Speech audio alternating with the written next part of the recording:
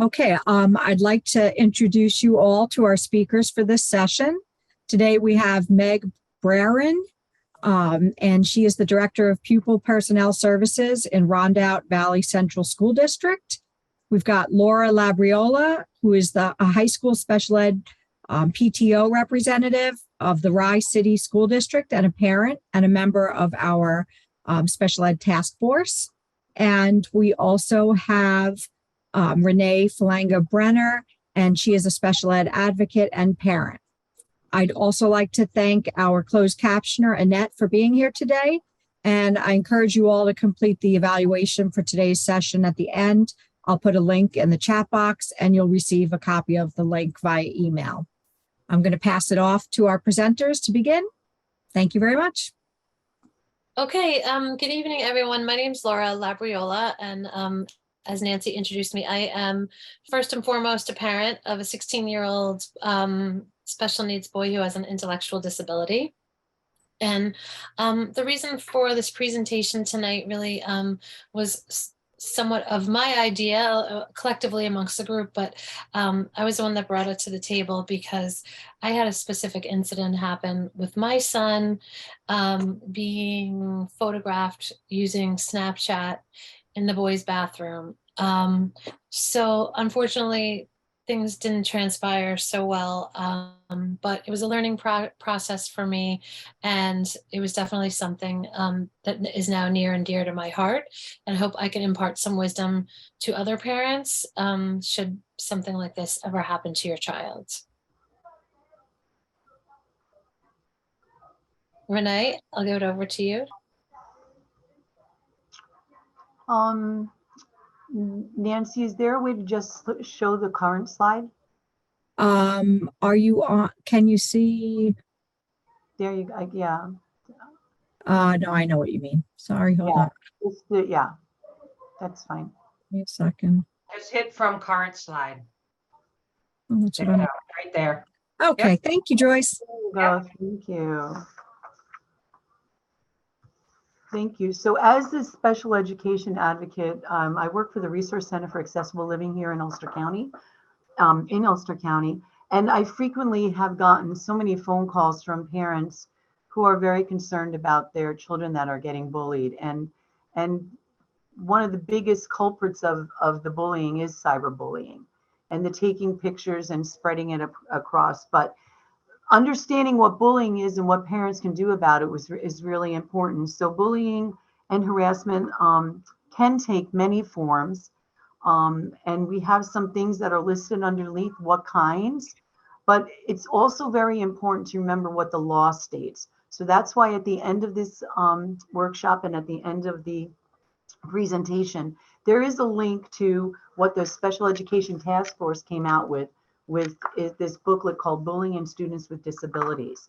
But it could be verbal, and many children, I'm sure some of the people that are on here right now, your child, I know my oldest daughter is totally dependent and intellectually disabled, and the R word was a word that would come up quite frequently, and my other younger siblings would hear that, and it just was really not appropriate on so many levels. And that is a form of bullying, using that word, and threatening kids and teasing, making fun of the differences, which is just not acceptable by any means. Physically blocking or putting something in the way of somebody that might use a walker or might be visually impaired. Psychological, that's a lot of what happens with cyberbullying, is a psychological piece of it, is when kids are being excluded from certain chats, or they're being excluded from parties or other things that are happening, and there's rumors being spread. And then, like in Laura's case, something's being sent that a student and a child does not even know, that's aware that's being done. And then there's also the graphic part of cyberbullying, when they're actually posting stuff. We're going to go to one of the videos. If you go back. Thank you, Nancy. So You can always, whoever's watching this here, you can always go to these links and look at it yourself. But I think what was important about all of that is just it is explaining what bullying was and um, and different ways that it's happening. And most times, I think as parents or it is as maybe school personnel or administrators, there's so much that goes on with their phones, with the kids' phones that we're not aware of, and all these different places. So knowledge is power, and making sure that you're sharing information with your own children, and policing it. And that's one of the things that it mentioned there. So yes, so look at that. And the other one too, we wanted to give you some resources to look at, so maybe you can share it with your children and maybe other staff, or look at it at another time. So I think next we wanted to say who can be considered a bully. There was a recent case in the news at a district in Westchester where the bully was the bus attendant. So it doesn't always mean that it's going to be another student. It could be a school employee, a volunteer, a peer. There are all kinds of people that can be considered bullying. And then just in terms of the law, does bullying have to occur on school grounds to be considered bullying? Like, no, it doesn't. But conduct that occurs on school property or school sponsored events, such as a field trip or an athletic event, is definitely covered. Anything on school property. But, the cyberbullying is sort of relatively a new arena. And the commissioner of New York State Department of Education has upheld suspensions of students whose misconduct occurred off school grounds. So, it is kind of starting to be recognized that the schools can discipline for cyberbullying. So with that, I just wanted to ask Meg, if there's anything that you want to add, just go ahead and unmute yourself and add it.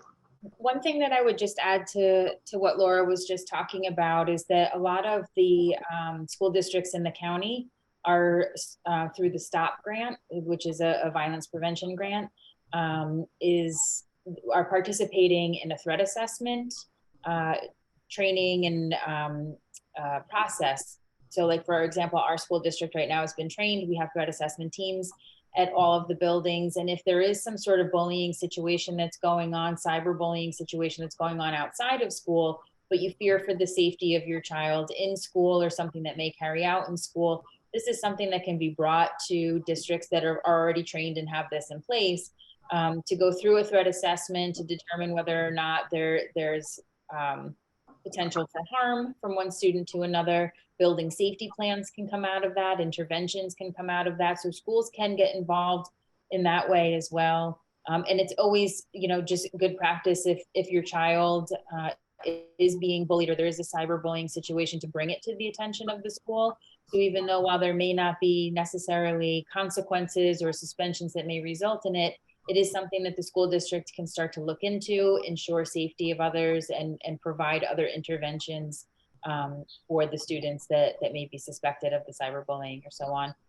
Additionally, many schools have the SRO officers. They often will help out and look at what is going on the phone. If you have the images or text messages or videos or whatever may be happening, if you share those with the SRO or the school resource officer, they can be helpful as well in trying to mitigate the cyberbullying that's happening. So Meg, you had mentioned that the program, and so I just want to clarify in case you didn't get on at the beginning. Meg is works in Ulster County, in a school district in Ulster County for Rondout Valley Central School District, and she's the director of pupil personnel services. So you had mentioned, was it STOP? What did you say it was? There's a federal grant. It's a STOP grant, and so many of the Okay. Our BOCES is the grant writer for that, and so BOCES is overseeing it and pushing it out to the school districts. It's a lot of work. It's a lot of it's a lot of work to receive the grant. So if there are BOCES that are overseeing the different regions, they can be helpful in accessing that grant and some of the things that come along with it. So the reason I was asking you to share that, because we have people that could be in other districts, in other counties. So I think it's good that you can go back to your school districts and ask if they have that, and ask the administrators, and then see if it's possible to be able to get that. So that's a great resource to share. Thank you. I appreciate that. Okay, so we were asking the question, can a student be disciplined for cyberbullying at home or out of school? The answer is yes and no. I guess it really depends on if the cyberbullying is affecting their education, because there's also freedom of speech. So one of the things is to just be aware of what your school policies on cyberbullying are, and what can be done about it if it comes to your attention that someone's cyberbullying your child.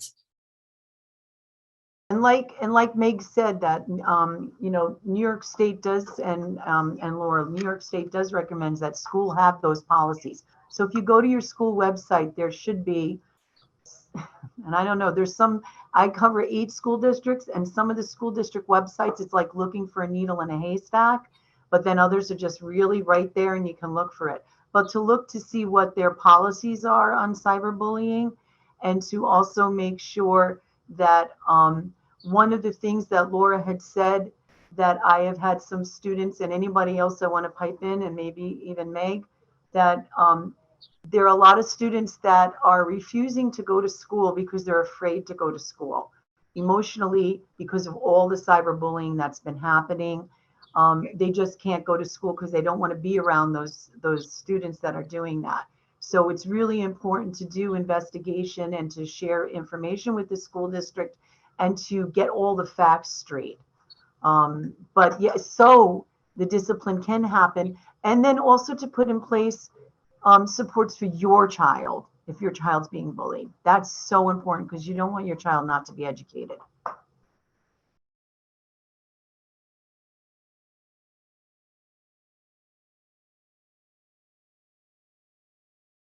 This was one of my favorite pieces of law or statute that came out, was the Dignity for All Students Act, called DASA. And everybody, they don't, and so many parents still don't know what DASA is. And I think that the more you know, the more you spread that information. So it was established in 2012, July 1st. And its purpose is to provide all school-age children a safe and supportive environment free from discrimination, whether that be discrimination from sex, race, creed, disability, any of those things, intimidation, taunting, harassment, bullying, and that includes cyberbullying on school property, a school bus and/or school function, as we had talked about before. So anytime a parent feels like that, and that's why that video at the beginning was important about describing what bullying was, that if it's an incident that just happened once, and it was, kids will be kids. They make jokes, they imitate other kids. But if it's more than once, it's intentional and all that other stuff, then it becomes bullying. So that's why it's important to find out. So it's important to know where that information is. You can look at your school website, and then along with that, there's other information. And so on the next slide, I just showed an example. This is most school districts have a form on their website where you can fill it out. It's pretty simple. This is an example of what it looks like. It just has your name, and you can put a description of what you think happened, and the type of bullying that you're alleging. So after that, after you file the DASA report, Wait 1 second. I'm sorry, Laura. I apologize. There's one more thing I just want to say about those reports. So it's important to know who the person is in your school district that the DASA gets reported to. And I wish I could tell you it's the same in every school district, but it's not.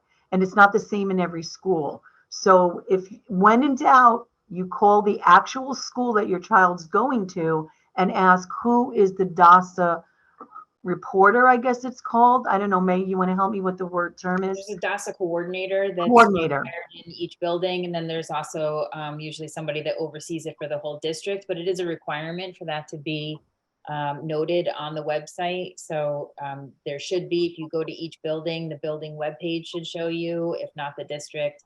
But definitely, like you're saying, Renee, you can always call and just ask specifically who the DASA coordinator is for your child's building, and that's a requirement.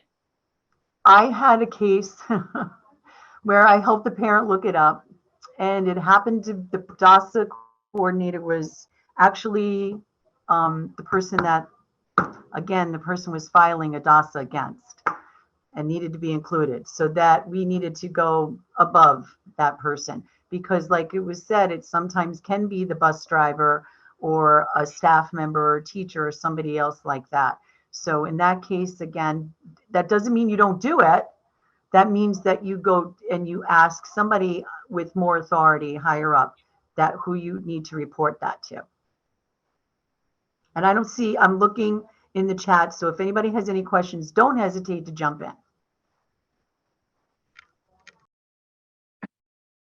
Okay.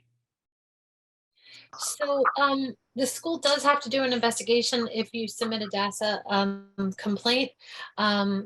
Basically, they have to interview any witnesses, interview the alleged perpetrator, talk to teachers, see if and sort of get to the bottom of almost like a police investigation, but on a school level, try to find out what exactly happened. And if what you are reporting is what happened, or if there's, other facts. So, and then you are entitled to the DASA investigation findings. Can we go back? I'm sorry, Laura. I apologize. Can you, Nancy, can you go back? So I just want to be a little more specific. I apologize. At the bottom of the page here, it says to review records of the student, victim, and perpetrators. So one of the things, we have, we all have children that might not be able to give us the full story. But if it does happen on the bus or in the school, one of the questions that you can ask right away is there video? So I know buses have videos now that as soon as you know something, to ask for the video to be pulled, because they loop it, and somebody can correct me if I'm wrong. So you want to get that pulled as soon as possible, and that's why it's important to fill the DASA out as possible. And also in one of the videos that were on here as an example, that screenshot. So if it's done with the phone and you happen to see it, screenshot it, because sometimes people take stuff down if they know they're going to get into trouble. So you're able to screenshot some of that stuff and make sure that it's part of that. So, not just, there could be cameras outside the building near the playground, if that's where it's happening, inside the cafeteria, in the hallway, maybe in some classrooms. I don't know, but if you don't ask, you don't know. So it's a really good thing to just ask. By any chance, is there a video this happened in the gymnasium during lunchtime, or in the cafeteria during lunchtime, or it happened on the playground, happened in the hallway? It happened in the bathroom. But if it happened in the bathroom, there's no cameras. But are there cameras right outside the bathroom to note who's going in and out? So all those questions can be asked. Thanks, Laura. Sorry. That's okay. So there's basically, after they do their investigation, they will report back to you if you are the one who submitted the complaint. And there's more or less two findings that a DASA investigation can find. One is that a material incident occurred, and if you could advance to the next slide. And in that case, then they will verify whether or not the bullying, harassment, and hold on, I'm sorry. And if there is a finding, they'll take prompt action. They'll do their best to eliminate this hostile environment, the bullying environment, and try to create a more positive school culture and climate. And then, do their best to try and put measures in place to prevent the behavior from reoccurring and ensure the safety of the student against whom the behavior was directed. So, and then additionally, like for instance, in my case with my son, because it was a picture taken of him unclothed, it was also reported to the police because that would be considered a crime to have sexual content of a minor on a phone. So, in some cases, the police may also get involved. It's important to keep in mind that, and I've had parents call up too, if your child has been physically assaulted, or in this case, a picture that was just absolutely inappropriate being taken or any of that, you always have a right to contact the police department and to share that information with them. Because again, you don't know the seriousness of it, the repercussions of it, and as soon as possible is better than later, because it's hard to interview people. Their stories might change, things might disappear over the course of a few weeks, and it's important to get on it as soon as possible. Meg, did you want to add anything? I don't think so, not to this section. Okay. So what happens if after completing its investigation, the school does not find a material incident occurred? So, and again, that's all the investigation that they did. It's important that you know exactly, and the report should say who they interviewed and all that information, and read through it, and make sure you do read through it and see if there was something that might have been missed that they didn't investigate that you had talked about. And then if the DASA does not provide a specific procedure for parents or students to appeal that decision, but the school may have a policy that allows a parent or a student to challenge that decision. So that's important to ask if the school has a policy to do that. And Meg, I'm going to turn it over to you if you have anything to add about that part. The only thing that I was going to add to this section is that there's also situations or scenarios where you may want to request that a third party do the DASA investigation, if it's part of the appeal process and you feel like you want a third party to get involved as part of the appeal process. I just wanted to add that does happen, and we've done that before, where if we feel like there's too many people involved, or Renee, some of the situations that you've described earlier, that maybe it's somebody that is the coordinator, or maybe there are just certain scenarios that it would just be in best interest for everyone that a third party get involved, and that is something that can happen. And that's a good question to ask too. I think it's about communication and the role of the school district, and also the concern you might have for your child returning to school or going to school, and the findings not being a material incident. The school would be concerned that if your child is not wanting to go to school, even though it wasn't found, that what can they do to support your child going back? What would make your child feel comfortable doing that? Is there not being around that child? I have seen, and Meg, you can correct me if I'm wrong, but I have seen that, maybe schedules need to be changed. So the child's never with that person that they felt bullied by. There's a heightened awareness of certain students being with other kids. Anything else you want to add? I always think it's important to just think that's it and shove it underneath the rug, because there's a good chance it could happen again, and we don't want that to happen.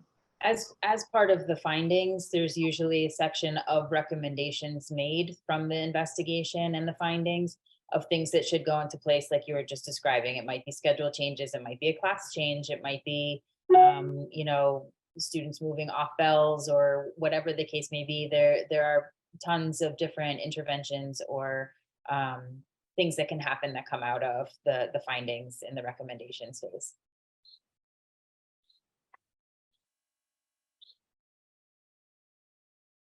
Okay, so I mean, just in terms of giving advice to parents on what to do, should they feel that their student is being bullied or harassed at school? I mean, number one, I think we talked about this a little bit about filing the DASA complaint, but just make sure you're documenting the bullying and harassing, because usually if it's true bullying and harassing, it's not just one incident.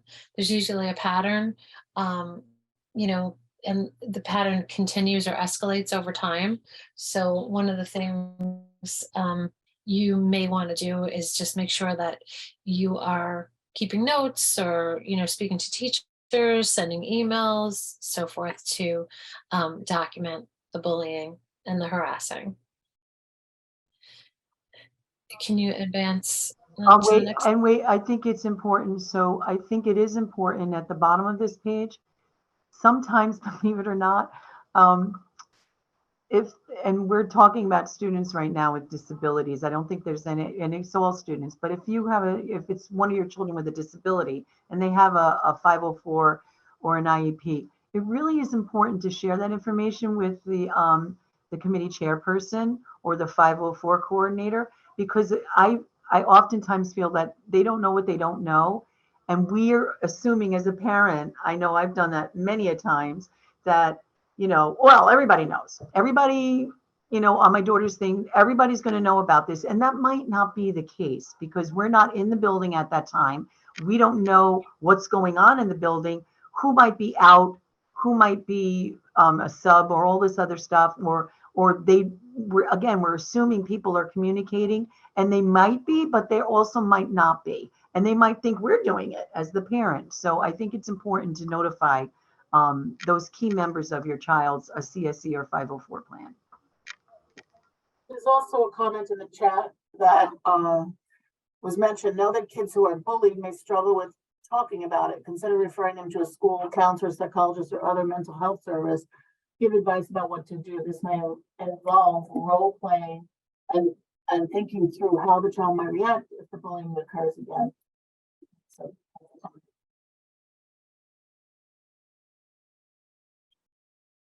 So we talked about documenting the bullying and the harassing. So if you could go to the next.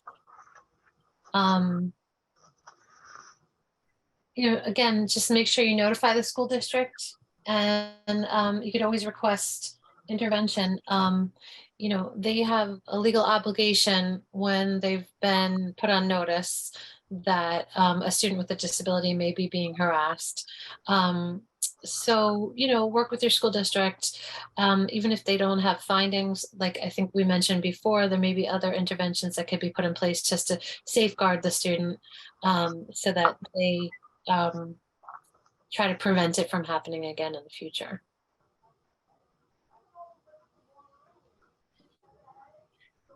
I think we talked about that as well. You can go to the next slide. And the next slide, we did that. So here, what can schools do to stop cyberbullying? I can tell you what I think they should do. Sorry. My opinion, get rid of the cell phones. Okay, I said it. That's it. From the school. But aside from that, school districts, they're required to follow all the requirements set forth in the Guide to Addressing Bullying. And there's the United States Department of Health and Human Services also advises that school do the education of teachers and other staff members about cyberbullying. Now, we heard Meg talk about that STOP grant that was given. Again, it's important, I think as parents that we ask those questions. What are you doing? And this is a good time of year to ask board members, that are up for re-election or election, to what their thoughts are about that, especially if you're thinking you're in a school district where there's a lot of this going on. And trust me, there's a lot going on. I'm not going to read all of them, but I think it's really important. Schools also closely monitor students' use of computers at school. So here's the other fun thing. And Meg, I don't know if it was you, but I know it was the kids are allowed to use computers in their classroom. That's part of it, right? But there's so many times that these students are aware of all these ways of hiding what they're actually looking at on screen, right? And so when the teacher comes by or whomever's coming by, they know how to bring up what they're supposed to be working on in class, but yet they still have, all their stuff, whether they know how to get get into other stuff. And that's a problem. And I know that there are districts that are trying to work with that. Is how are they not able to access stuff that they shouldn't be doing in school during school time? Meg, what do you think about that? I mean, it's a challenge because one of the things that we also have found in research is that having that connectivity and the devices is one of the ways that keep students safe.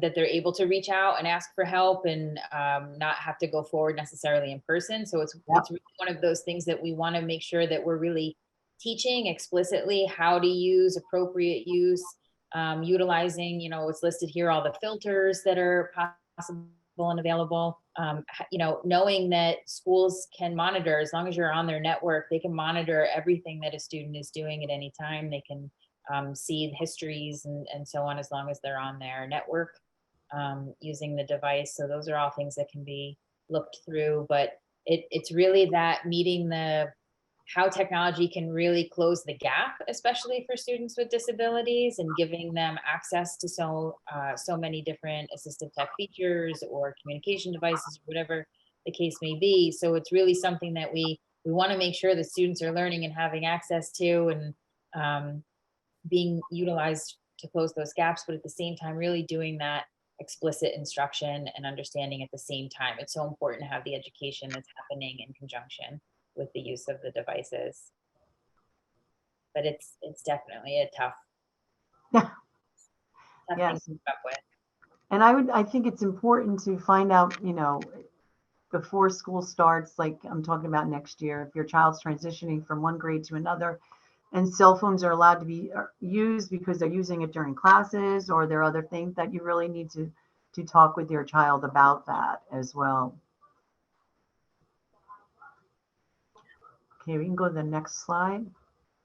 Okay, so I think there's definitely some, parent to parent tips on things that could be helpful. This is just an example here with the Snapchat. The National Online Safety.com is a good resource. Kind of gives you these quick little one-page resources for parents like myself who are not that tech savvy. I mean, I'm an old school Facebook person, so my kids make fun of me. You've got all kinds of Be Real, Snapchat. There's a new one every day. But this online safety can give a quick guide to parents to understand what the app is and what it does, and some tips for parents to turn things on and off. So, maybe not everyone will agree with this, but I follow all my kids, even my 19-year-old daughter, who's not special needs, on social media, because I want to see what they're putting out there to the world. And if it's something that I don't think they should be, I let them know. So I think that's, following and kind of trying to be a little tech savvy is one thing. Something else I think that we talked about earlier was, depending on the severity of the bullying, make sure you report it to the police and request video surveillance. I spoke to a family out of Bedford, New York, who had a similar incident to myself, where their child, they believed a picture was taken of their child in the bathroom, and they're having a hard time getting the district to be able to put any discipline in place for the child who allegedly took the picture. And the parents offered a reward. They offered $1,000 reward to anybody who would come forward and show the picture, that the picture was actually circulated. So, I mean, there's all kinds of stuff that can be done to assist parents in investigating incidents, especially when it comes to social media, because things disappear quickly. And just as a side note, even in my own case, for my son, it was Snapchat was the app that was used. And we did report it to our local police. Actually, the school did, because they had to. And come to find out, everyone thinks Snapchat just disappears. Well, it doesn't. There is a way that they can go back and with law enforcement, with a what do you call it? A subpoena, that they can access it. But again, these are all things I had no idea. Obviously, found out the hard way. But you know, as a parent, just do your best to advocate. If you think it was on a particular social media app, a lot of these social media apps have a particular section for law enforcement on their websites for these reasons. So, you know, just another piece of advice for parents. Oh, good. Thank you. Hold on one second. So one of the things I think is really important, and I think it's hard as parents, is that we really do have to try to monitor our kids, what they're looking at home. And I know the school has access to all that history and all that, but so we should also do that at home. We should always be very mindful of what they're looking at, what the history is, and really educating kids who might not necessarily understand that there are people out there that might pretend to want to be their friends and they're not, and all the information that's given. That they need to be really careful about what they share on social media, like Laura was saying, but information that they give out, especially address and all that other stuff. There's a lot of stuff that we really need to be really cautious of, especially in this day and age. And even things that a child may innocently post a picture of herself, a beautiful picture, but right on her chest is, you know, Rye High School on the sweatshirt that she's wearing, stuff like that. That's like identifying Where they are. where you live or where you're from, or you know, whatever, or even like a sports team, or maybe they're on. So then the person can go onto the school website and look at what the sports schedule is. So I mean, there's just obviously it's endless what we can say. So with that being said, I want to segue to Meg so she can share what they do in Rondout Valley.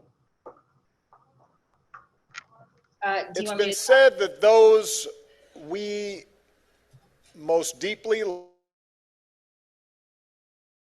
you want me to speak specifically to the Sandy Hook or just in general? I couldn't hear you, Renee, you're muted, sorry. There's an actual support group going on here at ArtCal, which is so great, in person and virtual, so I hear them too.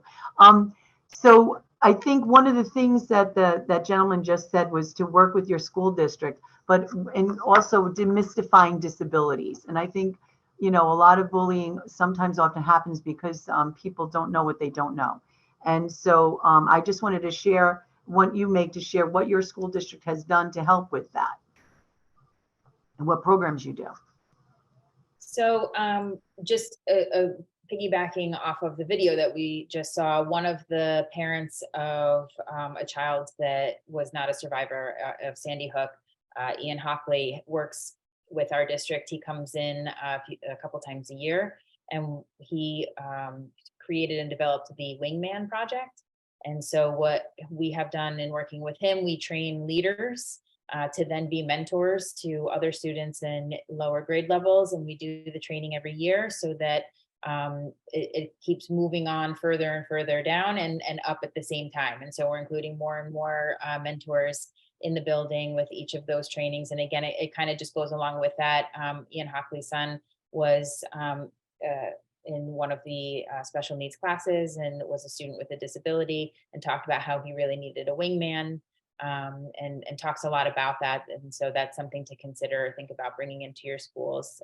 It's a great program that has really done wonders for our students, and it's student-led, student leadership, student mentor situations to be looking out for one another. So that's been very successful for us. We also have a similar program called the Newcomers Uplifted for those students that are moving from the junior high and 8th grade up to the 9th grade, and really trying to make those connections and inclusivity that they're talking about, making sure that all students are seen, all students are a part of the community. We did do a K-12 bullying program called the STACK program that we pushed out into every single classroom moving from K through 12th grade. And it was very quick, very easy, and very relatable for students. The language was simple and the ideas are simple. It's basically that: speak up, speak out, be a buddy, I'm just going through quickly some of the things that we're doing just kind of in response to so much that's going on, the post-pandemic, the mental health crisis, students with disabilities, like just trying to really make sure that we're giving supports wherever and however we can to all of our students. The biggest one that I'm really excited about right now is we had sent a group of varied abilities students to a conference, a summit in Newburgh, that was called the Inclusive Youth Leadership Summit. And from that, the student group that we sent came back just really inspired and charged with all kinds of ideas and really wanting to take on leadership roles in the district. Some of the things that they're putting into place, we're creating a committee for them. It's the Special Education Advocacy Committee. And one of the biggest things that I think is going to have a large impact is that one of the students for her National Honor Society project is going to work to rewrite the bylaws for our student Congress to incorporate students with disabilities as representatives in student Congress, to make sure that there are representatives and voice in the student Congress. We are also expanding our unified sports program, as well as trying to keep a similar model for unified sports into the class schedules in our PE, to have unified PE classes so that we have mixed abilities and partnerships and relationships building there. All kinds of other things that are coming out of that. I'm pretty excited about that. The Wingman program also works closely in conjunction, as well as the Youth Leadership Group and the Special Education Advocacy Committee, with our own Special Olympics that we do in our district. Although we participate in the one in West Point, we've also begun our own. This will be our second annual this year that we did in response to the COVID parameters that were put in place. It was really difficult for some of our students to be able to meet those parameters, and so we did our own. It was a huge success, and again, really had a large part of our student body involved in the planning, the assisting, the cheering, all aspects. So that's been another big thing that we are working on. Going back to just some of like the cyberbullying specifically, and how to teach. We do explicit lessons on digital safety using everyday speech for our students in our special classes, or students that require more intensive programming or communication devices or so on. So we do a much more explicit training in digital safety for those students. We also have No Place for Hate. Again, student leadership. It's really building the student voice and student leadership. I think that that's one of the most important factors, and one of the things that we talk about with our Special Education Advocacy Committee. It's the students that can really make the biggest change and the biggest impact. And so really giving those skills to be leaders, to be mentors, to be good role models, to build those relationships, I think is one of the key things that we're really trying to tap into in our district. It sounds wonderful. So many great programs. I have a similar experience. I've been on our PTO since my son was in kindergarten. So definitely see a lot of the fruits of my labor after many years of advocacy. But we have a unified program. We have an ambassador program in Rye where it's for all students in 9th grade or new coming to the high school.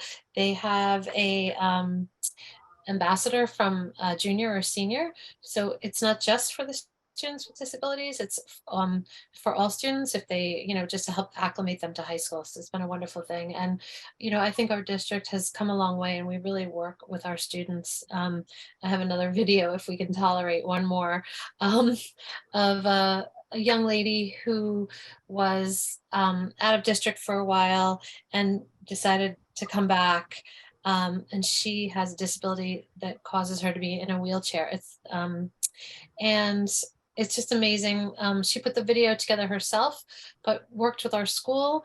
And on the first day she returned to school, every single one of her classes, this short video clip was shown about her. And so, I like to call it demystifying the disability.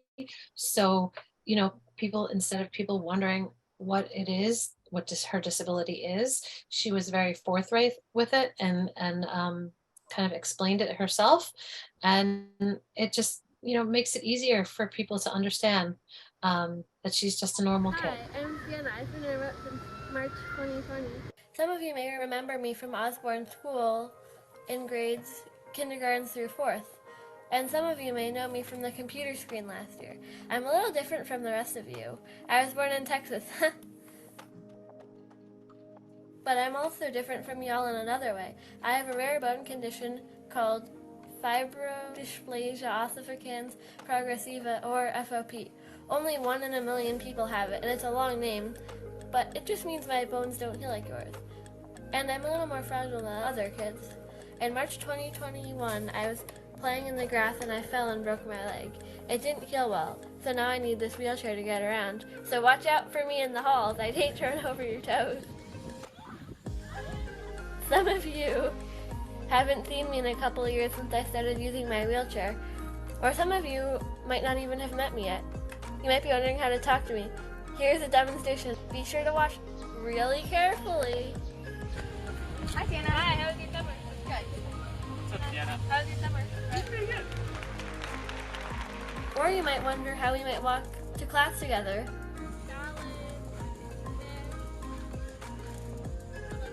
Or maybe you might be wondering how to help out. Actually, I can't reach things on the floor if I drop them.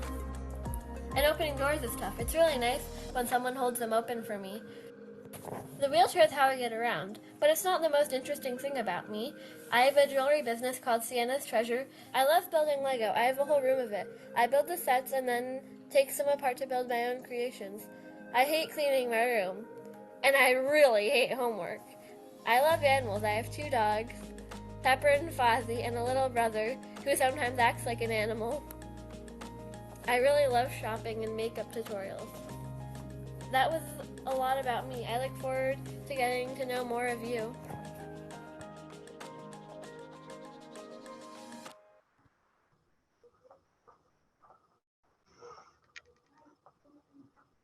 Thanks. That was great. That would be great, I think, for every school to be able to have something like that. And there's another, and if anybody wants to, they can look at that other video at another time. But it's important, I think, to demystify and to help kids, because there are so many kids that have disabilities and they're different abilities. That's what I like to say. I think throwing out, and this is what she did at the end of hers, the things that she's good at, the things that she does, that she should be identified for that as well. So it's important that we build up the kids' strengths and their gifts and talents. And, you know, so your school district and your child, you might need to be that force like Laura was in her district, to be able to go out and say, hey, listen, this is what we should be doing for all kids to be included. So the last page is a list of resources. If you click them, and I'm just trying to think, I apologize because yes, oh, there we go. So the first one is this guide. So if you were to click that, it goes and it'll bring you to the guide that this task force had produced. The next link is a lot of information that I think is really that you can look for all sorts of quick fact sheets and things like that, very readable, and to be able to share as well.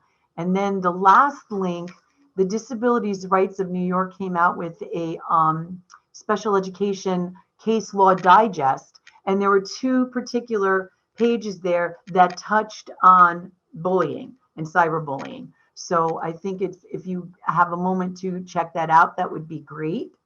Nancy, I think I was trying to think about how are people going to access these? Are we sending them to PowerPoint? I'm just asking. Yes, I'm going to be sending out the PowerPoint tomorrow, and you'll have all the links, so you'll have no problem with getting everything. Thank you. I knew it. See, that's why I didn't have to worry about it. You already had it done. So when you get this PowerPoint, feel free to go and click on those other resources that we listed here. And there's an evaluation sheet that needs to be done before anybody jumps off, if you can, or is that going to be sent to them? Yeah, and let me just get you guys here. If you I may not be that savvy at Zoom, but I was able to make this nice QAR code. So if you take a picture of it with your camera, it'll bring you right to the evaluation, or the link is here, and we'll also send it to you. And when you close down your Zoom tonight, it'll send you the link as well. Great. And Did we're anyone- always looking for new people to join the task force. So there is an opportunity in the survey to put your information so we can get in touch with you and let you know how you can be a part of us and help us to spread the good word. Yes, and it would be great if anybody thought, and correct me if I'm wrong, so Meg or anyone else who's on here, I'm not going to point you out. I see another administrator on here. But maybe your student might be interested in being on part of our task force for the, thank you. I'm glad I'm not saying something. That would be so super wonderful if there was a student that'd be willing to be part of this here. That would be excellent, because it just makes sense to have the voice of the students here.